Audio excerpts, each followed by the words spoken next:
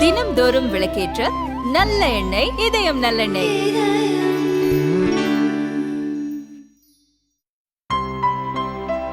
இனிமே கண்ணை மூடிட்டு கடலை எண்ணெய் வாங்கலாம்.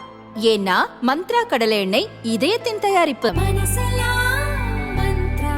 சென்னை பூங்காவில் சிறுமியை 2 நாய்கள் கடித்து குதறிய சம்பவம் பெரும் பரபரப்பை ஏற்படுத்தியது.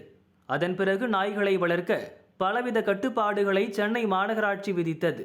ஆனாலும் சென்னையில் அங்கொன்றும் இங்கொன்றுமாக நாய்க்கடி சம்பவங்கள் நடக்கத்தான் செய்கின்றன. சென்னை பெரம்பூரைச் சேர்ந்தவர் அமித் பெரம்பூர் லோகோ பகுதியில் பழக்கடை வைத்துள்ளார். நேற்று முன்தினம் மாலை அமீதின் மனைவியும் 2ஆம் வகுப்பு படிக்கும் மகள் அனிஷாவும் அருகிலுள்ள மசூதிக்கு சென்றனர். பிறகு வீட்டுக்கு சென்று கொண்டிருந்தனர். பெரம்பூர் கௌதம்புரம் ஹவுசிங் போர்டு பின்புறம் நடந்து சென்ற போது அங்கிருந்த 4 தெருநாய்கள் குறைத்தபடி சிறுமியை துரத்தின. பயந்து போய் சிறுமி அனிஷா ஓடினாள். ஒரு நாய் சிறுமியின் காலில் கடித்தது.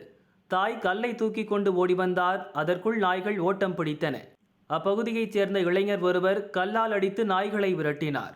காயமடைந்த அனிஷாவை பெரியார் நகர் அரசு மருத்துவமனைக்கு பெற்றோர் அழைத்து சென்றனர். டாக்டர்கள் ஊசி போட்டனர்.